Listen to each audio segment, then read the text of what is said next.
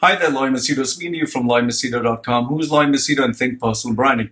All right, in today's edition of news from the Middle East, I have job updates that I'd like to share with you first. Following that, I have news that proves that the unity between the Arab countries is finally breaking down, and now they've started to compete with each other for business. In terms of UAE-based news, you have two or three top brands shutting down. I'll speak to you about that. UAE government is coming out with a new scheme to take money from you so that they have money, at least liquidity in the market. You have a UAE expat who has been held in UAE. News that has not been mentioned in the local media, but in their local country. I'll share that link with you as also. A UAE-based media, which is now giving you clickbait options. I've noticed this trend. I'll share that with you. You also have readers writing to me. That is, one is the increased bank charges. One Pakistani radio station which has been acquired by an Indian brand. You have company terminations, and in terms of breaking news, banks have started to, follow the practice of Emiratization, and now they'll be focusing on employing more Arab nationals and less of Asians. I'll also be sharing with you in terms of my views as to why in the this India-Pakistan conflict, why the Indian pilot is not a hero, but Pakistan's Imran Khan is the actual hero. And I'll give you my controversial views on that. Even though I'm an Indian, I'm supporting Pakistan here. Then I'll give you general answers to general questions like what is my opinion on folding phones, and responses to a couple of stuff that readers have sent me. So the timestamp is put down below. Check the timestamp if you want different topics. If you feel the whole video is very large, check the timestamps. And also, as a good point, a tip that I'd give you is on YouTube there is a option where you can speed up the video. So instead of watching it on 1x speed, you can watch it on 1.25, 1.5 or 2x speed so that it saves you time. So now let's move on to, in detail. First and foremost is, for the last 2 days, if you notice, I was supposed to put a video 2 days ago. The reason I didn't put any videos is because there have been an increase in the number of job interviews and job vacancies. Now, it's pretty strange. On one hand, you have terminations, which I'll be speaking to you about. And on the other hand, you have new companies coming up and new vacancies. So I was pretty busy with 11 of my clients. This has been the largest requirement on a single given day. So I broke down my clients into two parts. I managed to finish 6 the first day and 5 the other. Most of them wanted to rebrand their resumes and the others wanted to prepare for the interviews. So it has been a very, very busy time for me. That is why videos have not come out, and I have to apologize because, first I need to focus on where the money comes in, and then, my hobby, that is sharing with you these public service announcements.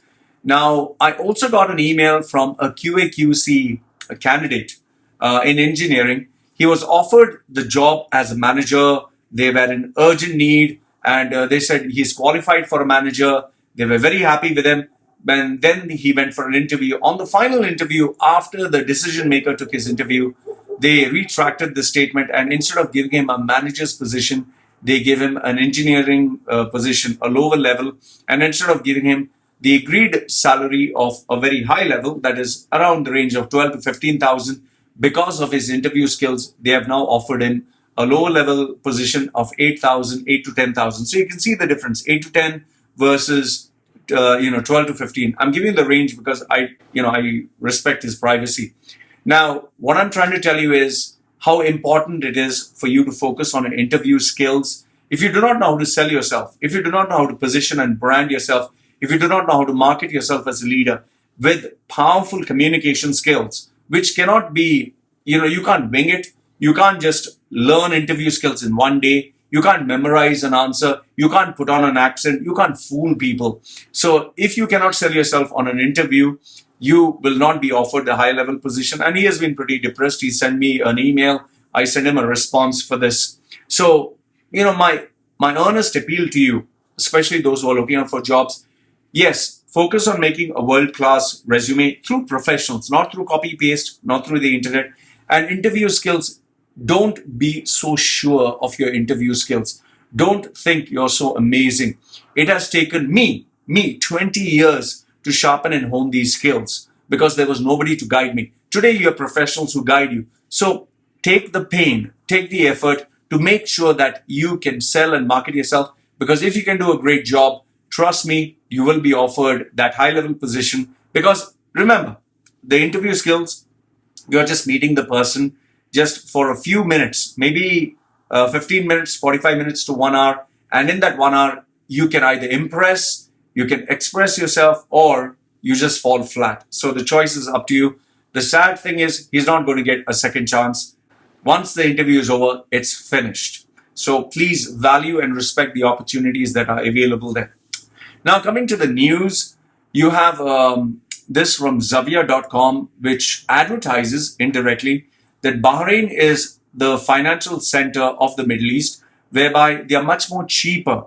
Now, in this article that I want you to read, they are positioning Bahrain in comparison to UAE and telling the investors they're not saying directly don't invest in UAE, but what they're saying is Bahrain's financial center is cheaper than UAE by 35%.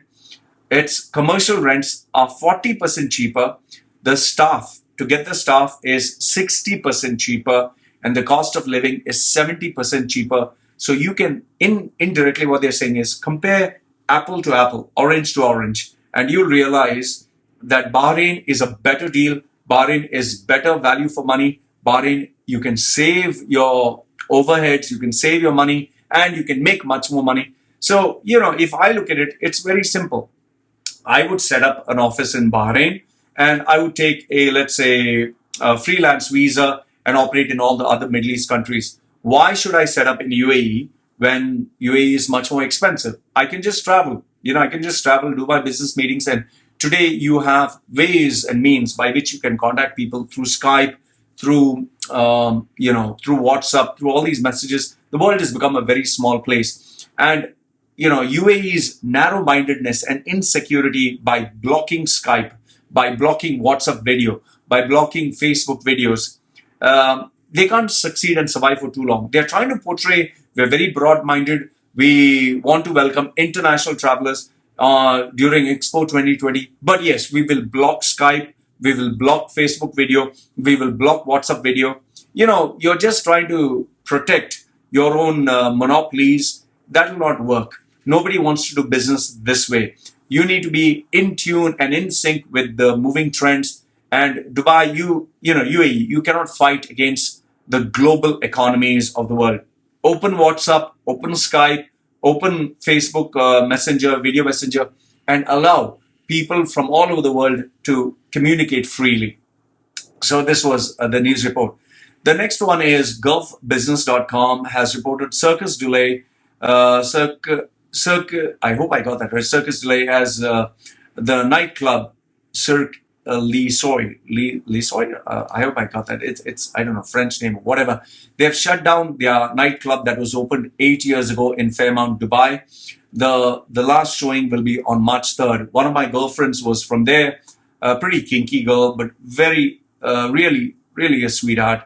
I have nothing but respect for these entertainers because they spent their whole life from the age of like 6 or 4 all the way to the point where they're 20 or 30 to do all these dangerous stunts which they try to entertain people.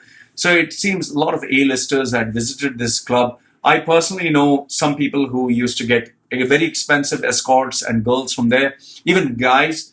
So they opened in 2011. But sadly, due to the lack of business, they are shutting down. And it seems another Mahiki in Jumeirah Beach Hotel shut down in September 2018. Dubai Marina nightclub XL shut down in November 2018.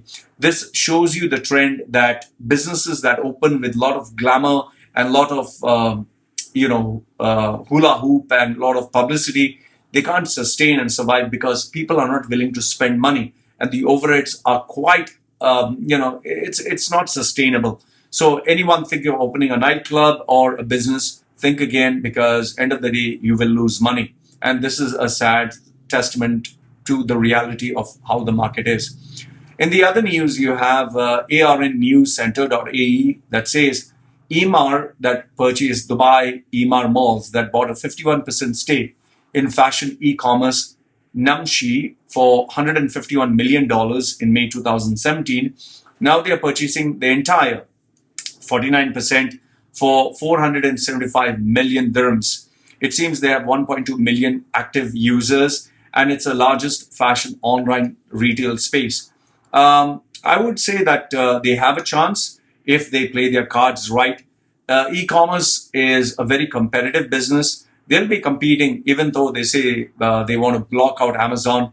You cannot compete with the global giants unless and until you offer people a global experience.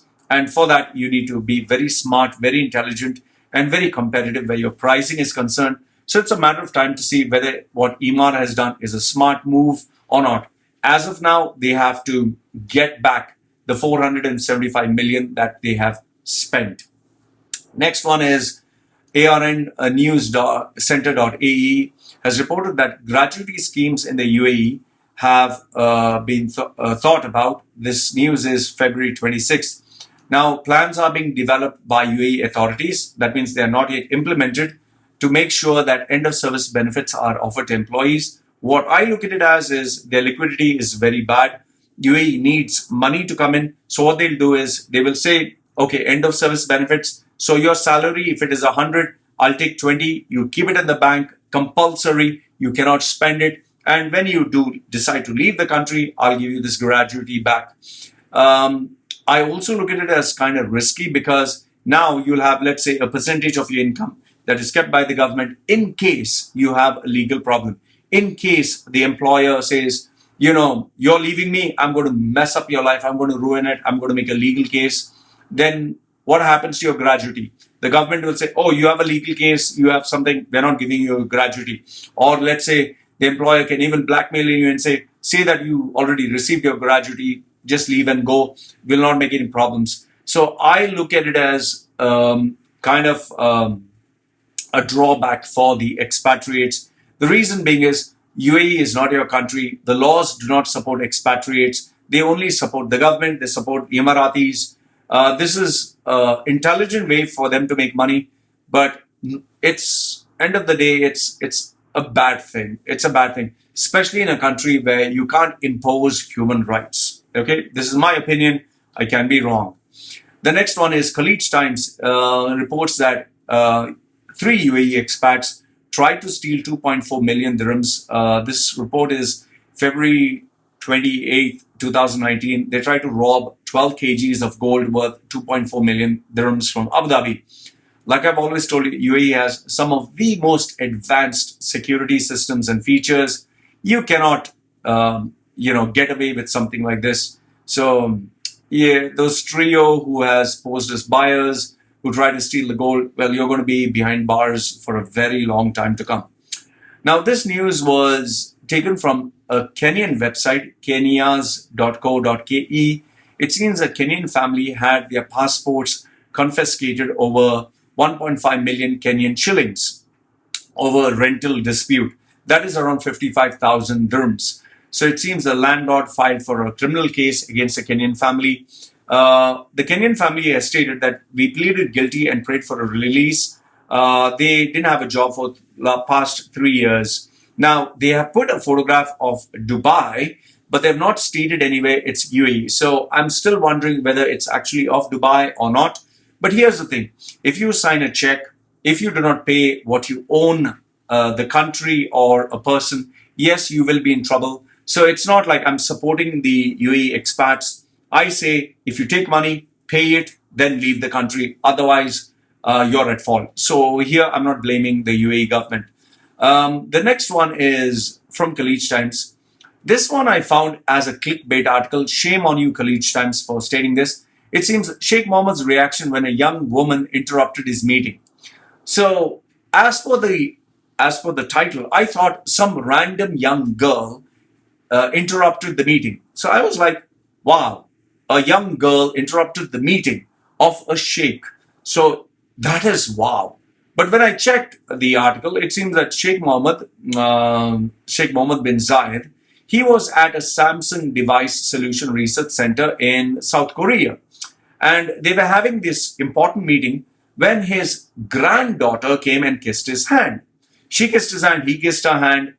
Now, what I look at it as, honestly speaking, this is a planned PR move, okay? Because when you're having an important delegation meeting, you don't keep your relatives outside, and the relatives just can't barge in and kiss your hand and you kiss their hand. It's like, for example, Donald Trump is at a meeting, and let's assume Donald Trump's grandson just comes running in, kisses Donald Trump's hand, and Donald Trump kisses his hand. I would be like, what is a child doing in a business meeting? I'm not going to take my children, keep them outside to kiss their hand, or have my grandchildren outside. It just doesn't make any sense. It just, it's cute. It's kind of cute. It's kind of nice. It shows the family side of a person. That's nothing wrong. But there's a time and place to do all these things. Imagine if Putin was doing this. Imagine if Imran Khan was doing this. Yes, it's kind of cutie, but what's the point? What are you trying to prove? And Khalid Times, shame on you for having these clickbait titles, okay, just for getting cheap views. You're losing your credibility. The next one is a reader. Now, this is where readers write to me. This is part of the section. A reader wrote to me that ADCB is charging much more. They have given an email. Along with that, he sent a link, which I'll put in the description box below. It seems now the new fees are being imposed. Like I told you, all the banks are going to increase their charges. Please have a look at your statements. Another reader wrote to me that Shakespeare and Company, it's a famous F&B outlet. They have started terminating many employees. The one who got terminated wrote this email to me. He said they are terminating people and giving false reasons. One of the reasons that he told me was, as per his email, the reason he is terminated because he was stealing money through a fake discount voucher. He claims, this employee, ex-employee, that the HR is playing dirty. He was terminated on the spot. There was no valid proof given. Employees, where they asked for evidence, none was provided. And because of this termination, he's not getting his salary or gratuity. They seem to have a strong PRO. Now, this is my opinion. I personally don't believe that a company would terminate you without any evidence, okay? That also is something as strong claim as you are stealing money or you are using fake discount vouchers. I know of some employees when I was when I was 16 years of age, when I was pretty young. This you're talking of nearly, I think, 25 years ago, where this guy was writing fake KOT, and trying to get food, and he was eating it. He got terminated on the spot. I believe it takes two hands to clap. This guy might have done something wrong. He might have played something dirty, because of which they gave him this reason. Like, for example, if he told me that he got terminated, just terminated on the spot, I would believe it. If you'd say that he got terminated because of bad business, I would believe it. But being terminated for something as serious as stealing money, not giving your salary, and not giving your gratuity, I would say my feeling is the employee is at fault, not the company. Because if it's a famous company, as a person says, famous company, it's a very big brand, they're not going to do something like this, even if the PRO is strong. I would, here's the thing. If you're really sure about what you're saying, if you're so sure, I would say use social media. Now that you're terminated, I'm sure you're sent back to your country. Use social media, make a ruckus, make a noise, create awareness to prove that you're right and this company is wrong. The next one is a reader sent me lots of images and photographs, including a video which shows that DMAC is selling their properties for cheap. And he sent me quite a number of photographs, and he told Lloyd, what do you think about this?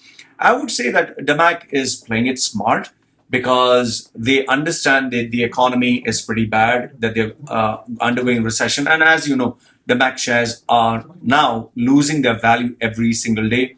So obviously, instead of having empty properties with nobody staying there, and given the fact that in another few days and weeks, you have more than 40,000 more properties coming up, so it's better to at least sell them off for something rather than nothing. I would say that the prices will crash even further. They are selling at half price. And as per my communication with him, he said that the properties near the Maktoum airport are selling like hotcakes. He even gave me a payment plan.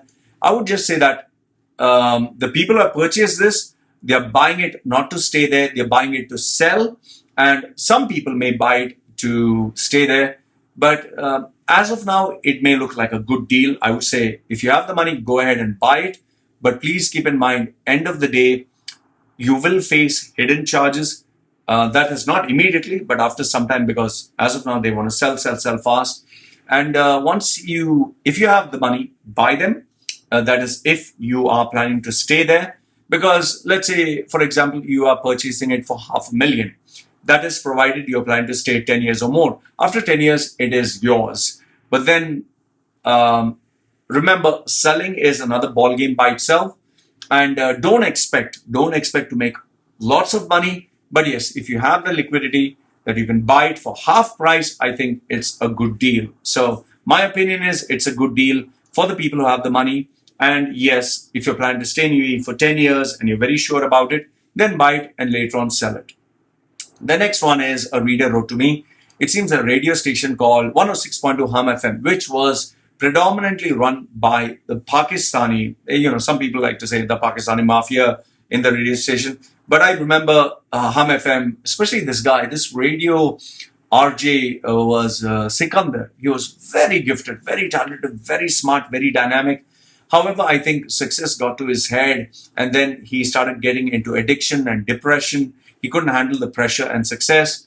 I used to hate that guy those days, but I learned to admire and appreciate his talent and gift.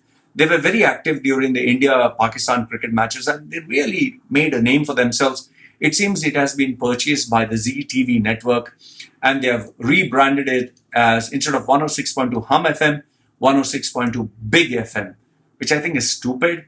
I wish they had continued 106.2 Hum FM. It was really nice. I miss those days. They were a monopoly. It's sad to see that they were purchased and rebranded. It obviously shows they're not able to sustain. So let's hope for the best over there. The next one is, this reader wrote to me that Nakil has terminated and he has confirmed this 69 people. I spoke to him and he told me that he was one of them who got terminated. 69 people have been terminated. More are yet to follow. It seems within this year, they're going to terminate many more. He didn't give me an exact number.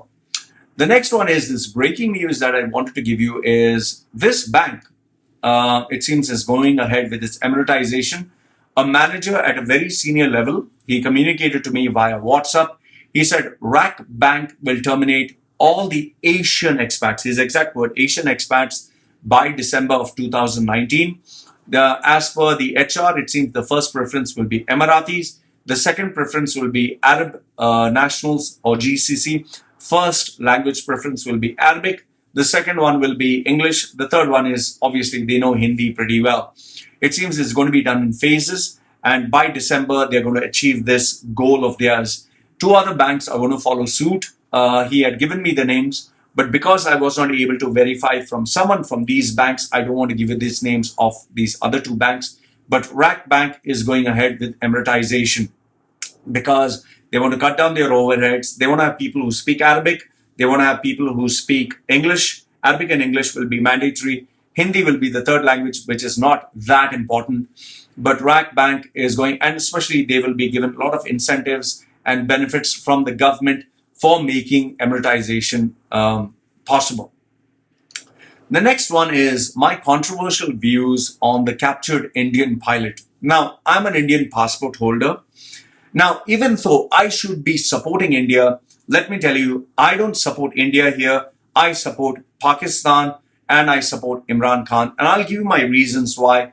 I'll be very keen to know your opinion. Please feel free to bash me, to abuse me, to say whatever you like in the comment section below after you hear my logic. So here's the link. This is from Daily Mail. Daily Mail has stated, now I'm not looking at Indian media news outlet because Indian news outlet is full of shit. They talk shit. they advertise shit, and it's only for people who go crazy, berserk, and who have this hardcore nationalistic attitude. Like, for example, I'll share with you a screenshot. It seems the wing commander is going to be released because Pakistan folds with fear. Oh, Pakistan had so much of fear. Another one is Pakistan's blackmail falls flat. Okay, big victory for India. Wow, big victory. Another one was India gets their hero back. Massive victory for India. I'll give you my thoughts on that. And it seems that big diplomatic victory for India. Here's now before I give you my views, here's a link by Daily Mail, which is a very neutral website. What they say is Wing Commander I hope I get his name, Abhinandan Varthaman. Okay, Abhinandan Varthaman, Wing Commander, he crossed the border into India at Wagha checkpoint. Okay, so he came there as a hero. For India, he's a hero. I'll get to that. His aircraft was shot down. He parachuted from the burning fuselage into hostile territory. Locals went after him because obviously he is attacking them. So they went after him. They beat the daylights out of him. But the Pakistani senior military officials came on time and saved him. I don't want to put up the videos of him being bloodied. I don't think that's right. But they saved him from getting further damage. They made sure that first aid was given to him. He was taken care. And he is considered now a hero. His father, a retired pilot, and his mother, Shobha, earned a warm welcome, it seems, on the flight from Chennai to Delhi. Lots of Indians gathered to welcome their hero in the morning. But crowds dwindled by nightfall as the handover started to take time. He had to get his papers in place. So the public realized, oh shit, it's become boring. I'll go home and do something worthwhile. His capture has put India on the edge. Islamabad said they released this person as a peace gesture, but the countries remained on high alert in terms of military. Pakistan aviation bosses have partially opened the country's airspace. So, as per this article, which is very neutral, I've told you what it is. Now, I'll give you my views. Number one, this guy, Abhinandan, okay, whatever his name is, he flew into enemy territory, got shot down, failed. He failed in coming back safely. He got shot down and he got captured. So, since when did a person who failed in his mission become a hero? That's the first question. Okay, answer these questions. Second one is, he got captured by Pakistan. And Pakistan decided to be the better man, to be the bigger man. And Imran Khan said, I want peace. So in order to initiate peace, I will let him go. Take him back. He's not a bad guy. He was doing his job. He was doing his job because of the instructions. He didn't want to kill anyone. But his bosses told him, go and bombard all these places, wherever there are terrorists or whatever. Kill these people and come back. He went to kill, but he failed in his mission. So Imran Khan and the senior Pakistani official said, okay, he came to do his job. He failed or he succeeded in his job, but he got captured. We don't hate him. Take him back. So Imran Khan is the bigger man here. Imran Khan and Pakistan are the better people here. Just imagine if India captured a Pakistani soldier. They would have made a big noise. Yes, India did it. India is great. India captured Pakistan, and the public would say, Pakistan ki ye mara, wo mara, and teri maa ki tera baap ka, and all that shit they would say. And I can assure you, I can guarantee you, I can challenge you, if India caught a Pakistani guy, they would not let him go. They would not release him. They would capture him, keep him, and show him in all the media news outlets. And the media news outlets would say, Pakistan failed, Pakistani captured, India is great, India is superb, India's military prowess and superiority. It's all shit. India media only plays a fucking public. Okay? Pakistan, on the other hand, I will agree with you if you tell me that Pakistan's military is not as strong as India's. Agreed. If you tell me India is superior to Pakistan in terms of military, agreed. If you tell me there are terrorists who are residing in Pakistan, agreed. However, if you tell me that Imran Khan is sheltering the terrorists, I disagree. If you expect me to believe that Imran Khan is scared. He is scared of India. I'll disagree. If you're trying to tell me that Pakistan buckled under pressure, I would say your head is filled with shit. It's not that Pakistan buckled under pressure. It's not that Pakistan is scared of India. I want you to imagine if you were in Pakistan and you're fighting with someone who attacks you, who challenges you, you're not going to keep quiet. You will challenge them. Okay? The fact of the matter is, yes, I will agree with you if you tell me that Pakistan would end up losing the war in the long run if India puts all its military against all of Pakistan's military. Yes, but the sad fact is, the war is not going to benefit anyone. See, here's my thinking. Modi might act like a hero. Hum ye karenge, hum wo karenge, and the public and the politicians will say, we will do this, we are Indians. Are they going to take a bullet for India? Are they going to go and put their hands and legs, where they can get harmed? No, they'll not do that. They will not do that. They will send young men. They will send young women and say, fight my battle for me. Go and die. Lose your hand, lose your leg, lose your life. I'll give you one medal to feel good. And that's the end of story. We will lose the lives of youngsters for a political game. In fact, if you actually look at the screenshot, this one, what it says, PM Modi, this BJP told me of the war before Lok Sabha. One chief, Jaya Sena chief, Pawan Kalyan says, see, there's no smoke without fire. I'm pretty sure there is a political agenda here. Okay, just do the math. This problem took place before the elections. So who gets a boost? It's the man who stands up, I will fight with you. Like George Bush. How did he get the unanimous vote for fighting, Al-Qaeda? Yeah, because the September 9/11 attacks took place. And that is whatever George Bush wanted after that, they said, yes, we are supporting it, whether it was Democrats or Republicans. How did he manage to do that? Everyone says there was a hidden agenda there. Now, in fact, there's another news from India today. Prime Minister Modi will receive Saudi prince, but not the hero Abhinandan. He's not a fucking hero. What hero is he? What did he do? What did he do so great? In fact, the heroes are one who take a bullet for the country and die. Those are heroes. You know who are the heroes? You want to know who the fuck are the heroes? It's not Modi and the politicians. It's not this guy who is being paraded as a hero. It is the mothers, the fathers, and the children of the people who die for the country. Those poor people who die for the country, their families are the heroes because they lost a family member. Imagine what a father or mother goes through to have his child grow up in front of their eyes. Now the parents are old. The child has to look after the parents and the child is dead. Imagine what pain the mother and father go through to know my son, my daughter, who I could hold for so many years, who today would take care of me, is no more. They are the heroes. Imagine what the poor son or daughter has to go through to know, I don't have a daddy, I don't have a mother. Those are the heroes. Not these social media motherfuckers, not this shitty fucking media, not these stupid fart-head politicians. Modi doesn't give a fuck. He gives Modi or forget, you might think, he's anti-Modi or anti-Rahul. I don't give a fuck of any of the politicians. All the politicians are the same.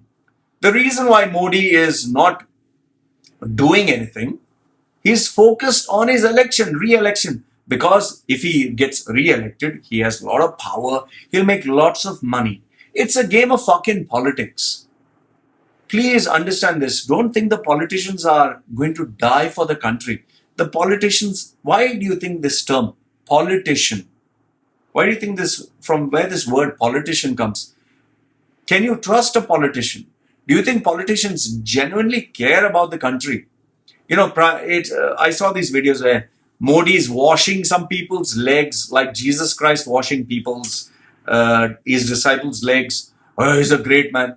Just think about it. He has a PR company that tells him what to do. He has a camera and he has all this, people following him. You think Modi goes around washing people's legs everywhere?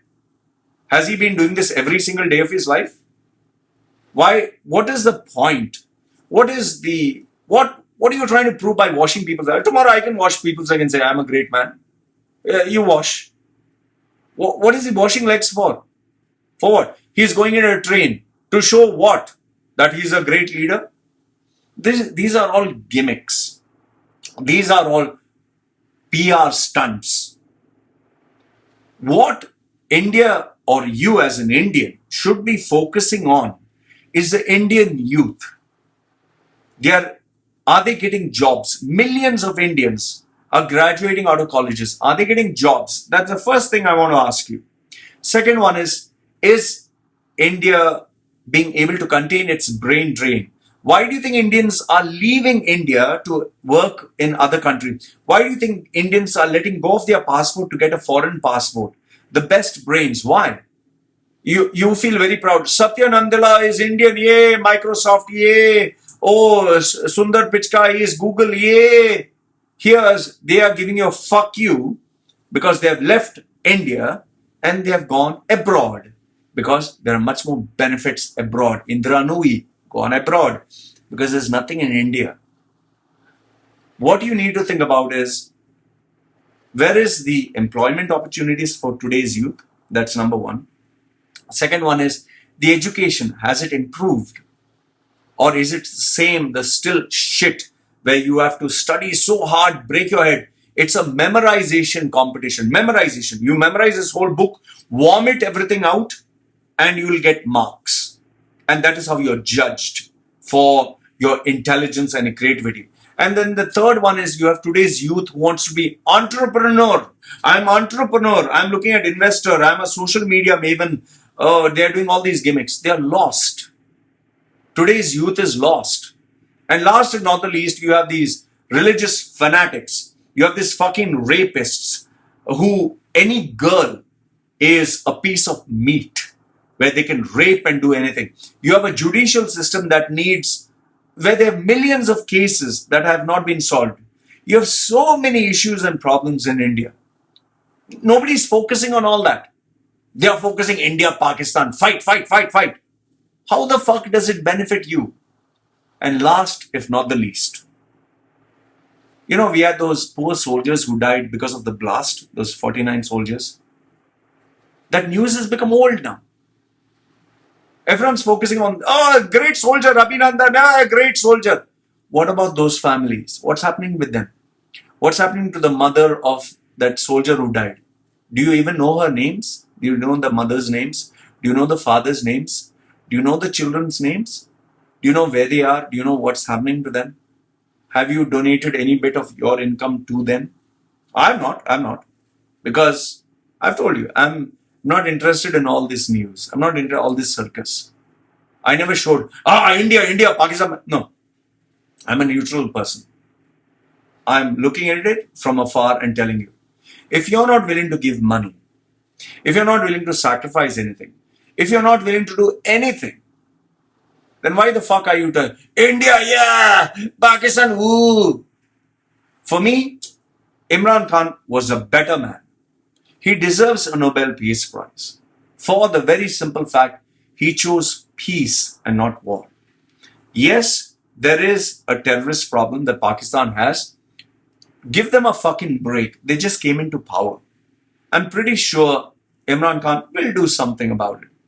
But look at the trajectory of this leader, Imran Khan.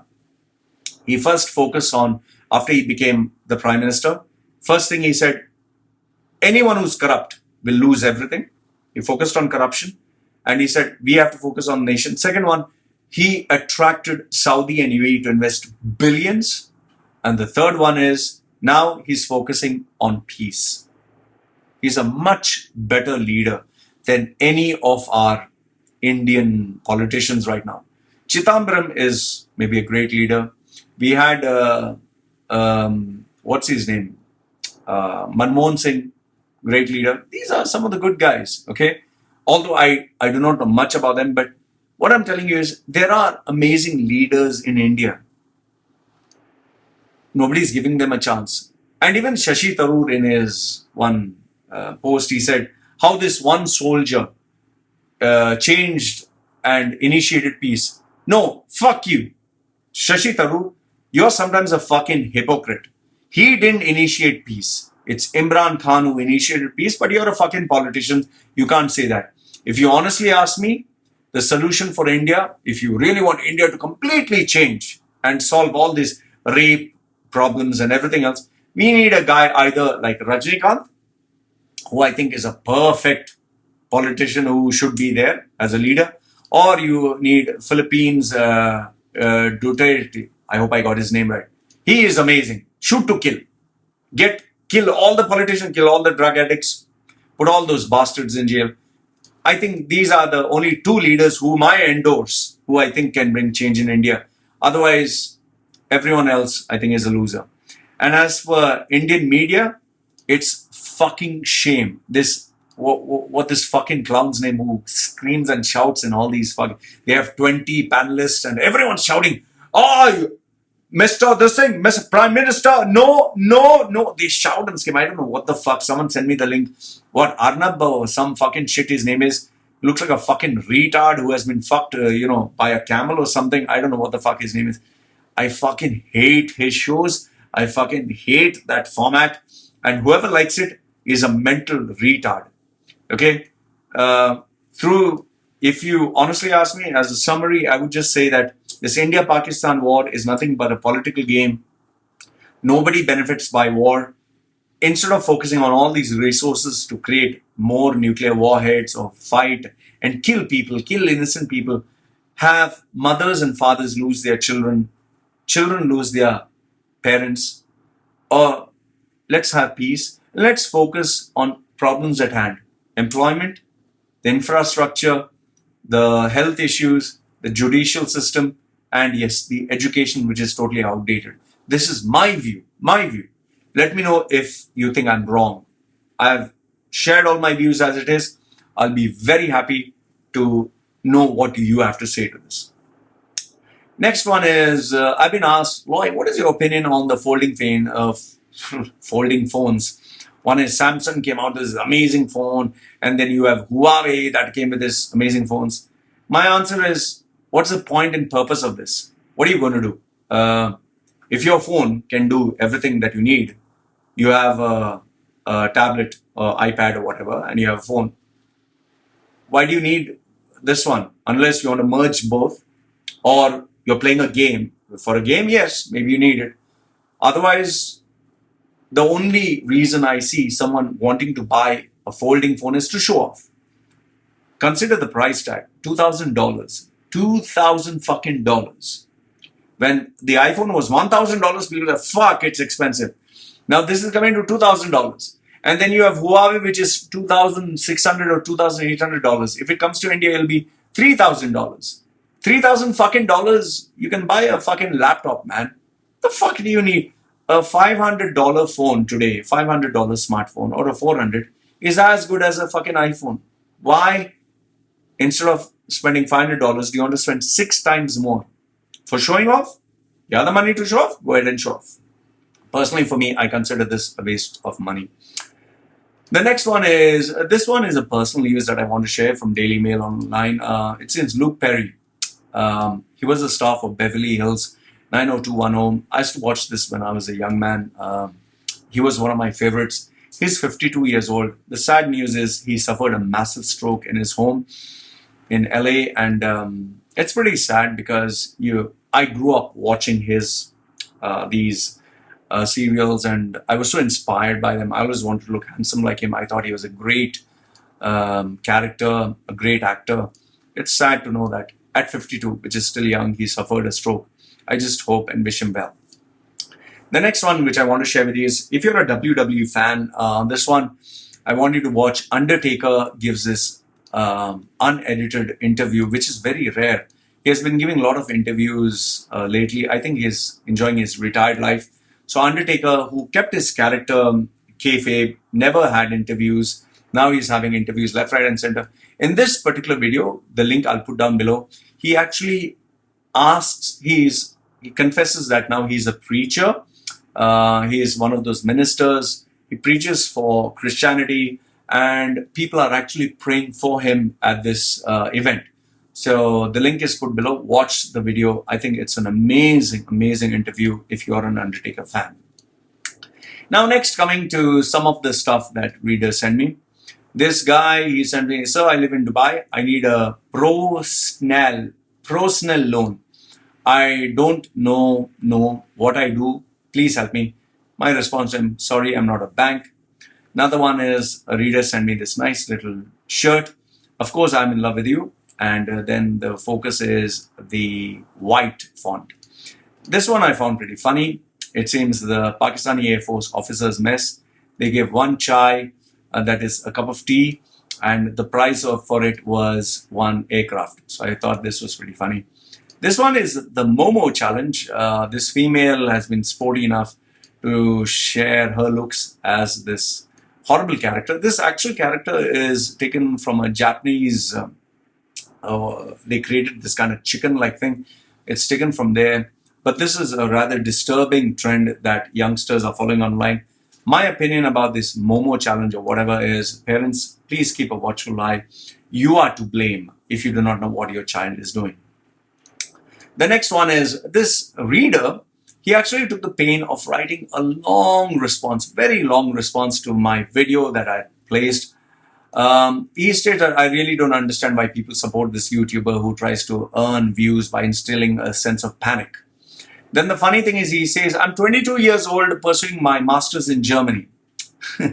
That itself clearly showed, when you're young and daddy's paying all the bills and you are studying in college abroad, so daddy, mummy is working. So obviously you do not know the realities of life, and you have this wonderful,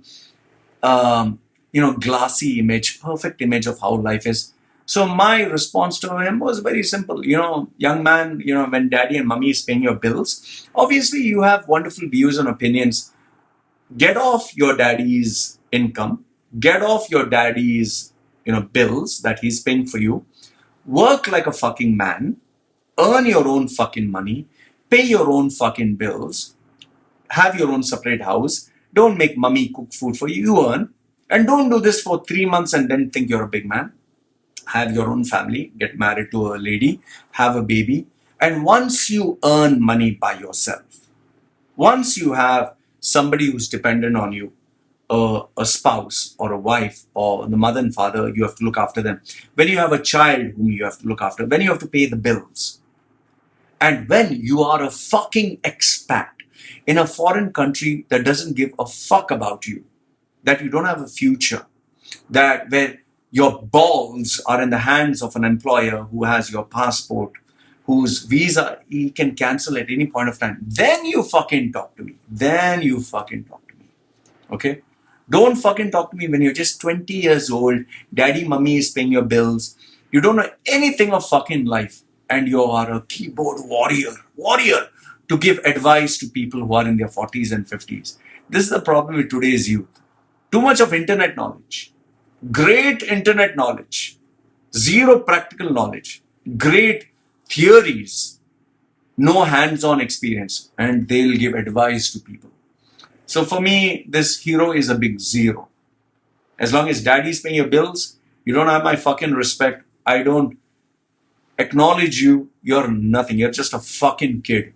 The day you earn your own money, then you fucking talk. Until then, go back to school and study. Study, my little boy. Don't come on YouTube. The next one is, this is the retardation of the West. That's why anybody from the West, I look at them as keep away from them. This female has put her, to feel powerful, she put her own period. She gets period blood from her vagina. She put it on her face to feel powerful. We are feminist. Next thing, why don't you put your shit on your face and feel powerful? Congrats, feminism. Talia. That's why keep away. I don't know what all she puts on whichever part of her body.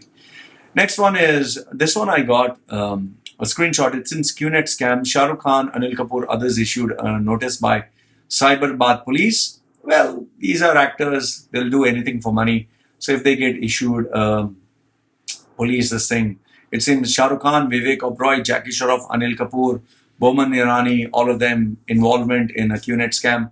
Well, my response to this is Shah Rukh Khan, Vivek Oberoi, Jackie Shroff, Anil Kapoor, they have millions and billions to employ some of the best legal teams, and they have contacts and connections, because of which, even if you put a case on them, it'll go for years and years, and in the end, people forget about it. Okay, now coming to a couple of messages and screenshots, which I'll share with you. One guy says, you're talking about your dress code, but dude is always that dude. Your face is covered with tattoos. You just cannot get any action in Thailand. My response to him was, you're absolutely right. I don't want any action. Baba, I'm happily married. I have a wife, fourth wife that also, with a baby. Enough of action. What action? What action do you want me to go get some girl or this thing? I just can go to a massage parlor if I want action. Pay just some money. She'll give me a good fucky. I don't need any action. I'm very happy with my married life. So you enjoy. Maybe I'm old, I'm ugly. You're right. Who wants to look? But contrast to this, I got a message from Christina who says, I'm so attracted to you. It's not just your tattoos, it's a contrast of them, the ethnicity, intelligence, charisma, energy. It stands out. I love that someone whose appearance may find intimidating and sinister is, on the contrary, an individual driven by the changing the inequality of mankind and trying to be honest, bring awareness to make the world a better place. Thank you so much, Christina. Love and respect to you. So sweet. I feel so nice when I get a compliment from a beautiful lady. Ooh. Okay, anyway, next one. I hope it's a lady. Next one is this one, Old Gunnar. He's a simple guy, poor guy who never went to big restaurants. All the way, Ertiqua Restaurant, Loy.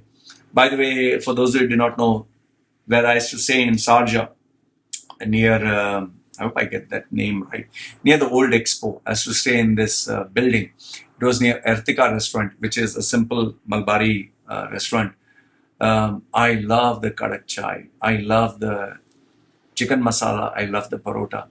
I so miss it.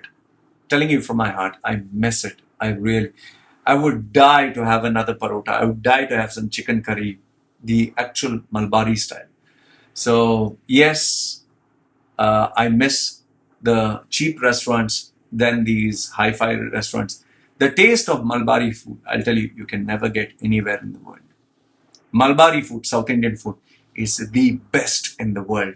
It's worth billions of dollars. You can never have it. Oh, by the way, this one is worthwhile news. Jinu Krishna says, please don't post these fake news who are living in Thailand and you're posting this fake news. Please stop. If you post this fake news, we will complain to the police against you and see what will happen to your life. Oh no, Jinu Krishna, don't do that. Don't complain to the police. Please, I'm so scared. In fact, one female, I wish I had taken the fucking screenshot. She threatened to tell the police. She actually wrote to me, I will complain to the CID.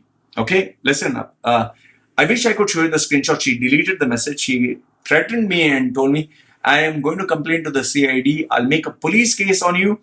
I will inform my lawyers. We will come out with a court case and you'll be arrested. Then next one she put that they're going to extradite me from Thailand to UAE for my YouTube videos. So I responded to her and I told her, I challenge you to make a police case, go to a lawyer, make a court case and get me extradited. Now, why is it I'm not worried? Number one is, first you go to the police and tell them, I want to put a police case. They'll say, okay, on what? This YouTuber. Okay, fine. Where is he? Oh, he's in Thailand. You think the police is actually going to book a flight, come all the way to Thailand, grab me from here, take me back just for a police case? That's number one.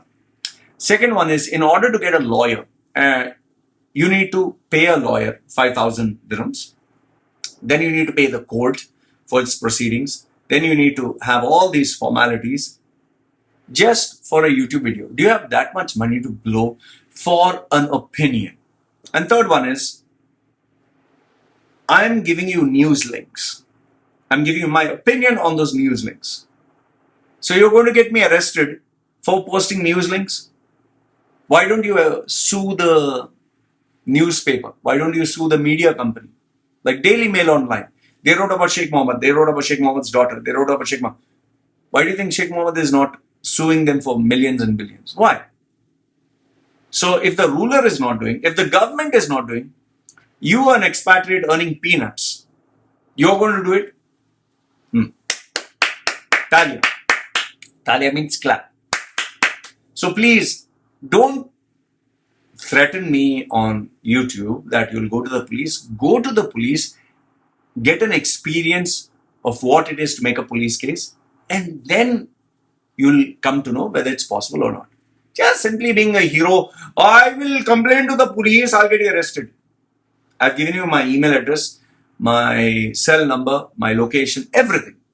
I stay in Koh Samui. Okay? You can come to Koh Samui. Menam. Menam is where I stay. Come there, get me arrested. Everyone knows me. Okay. Next one is I got this guy, gentleman from Myanmar. It seems, Loy, I'm in Myanmar hiding from my wife to watch your video. So, pretty good. Thank you so much. I appreciate that. Next one is I got, oh, by the way, I got this caller who kept giving me calls and calls and calls, and finally I was wondering, who the fuck is this? But I had to pick up a call because I was getting some information with regards to Bahrain, with regards to the employment situation there, so for jobs. So I thought maybe it was the same guy. I picked it up, and the guy says, hey bro, how are you? Just call to talk. I said, yes, what is it regarding? No, I just want to talk to you because I want to be your friend. So I was like, you called me up to be my friend? Yeah, I'm a big fan of yours. Just want to be a friend, get to know you.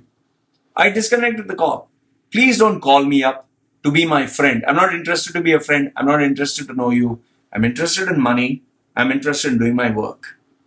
Put your comments here, but I'm not interested to be your friend because money talks. Tomorrow if I lose my job, tomorrow if I'm sick in the hospital, your friendship is not going to help me. You want to be my friend? Pay me fucking money. Send me through PayPal. Send me some money. If you can't give me any money, you're not my friend. Friends should spend money. Then it's called a friend. So $1, buy me, think you're buying a chocolate. Send me the $1. I'll be very happy. No problem. And some of you, to insult me, sometimes send me, here's $1 fucking tip for you. Fuck you, Send, please send. I am very shameless. I don't get insulted at all. You can even send 10 cents. I'm very happy. Last and not the least, I got this message from a guy. Oh, Lloyd, bro, you remember me from all these years. I know you from childhood and all that stuff he sent me. And after he sent me all this, oh, remember the good old days, we were friends and all that. In the end, he sends me, Lloyd, I need your opinion about, CV or job or whatever. I just sent him my charges and I told him, good to know you're my friend and all that. Friends should support friends. So you support me by helping me earn my livelihood, and then I'll give you my professional opinion. Please don't mix friendship with professionalism, because my profession is where I earn and feed my family. And friendship is also, if you're my friend, you should be either some benefit to you, and then I'll be a benefit to you, you'll be a benefit to me. Otherwise, I don't want this, just get to know each other, hang out. I don't need all that. I have a family and I'm very busy. So guys, these are my views. These are my thoughts. This is the updates with regards to what has been happening in the UAE. Let me know what are your thoughts. Please keep in mind, whatever you share with me is always kept confidential. If you have anything, send it to me via WhatsApp. My number is put down in the description box below. You have to send me an email. My details are there. And if you want to donate to this channel and support the channel, also PayPal, my details are given. And last but not the least, if you need any help with regards to my professional services, all the details are mentioned, or you can send me an email or WhatsApp and I'll be more than happy to tell you what is it I can offer and for what rates. So as usual, put down your comments. I always read them. This is me signing off for now. Take care.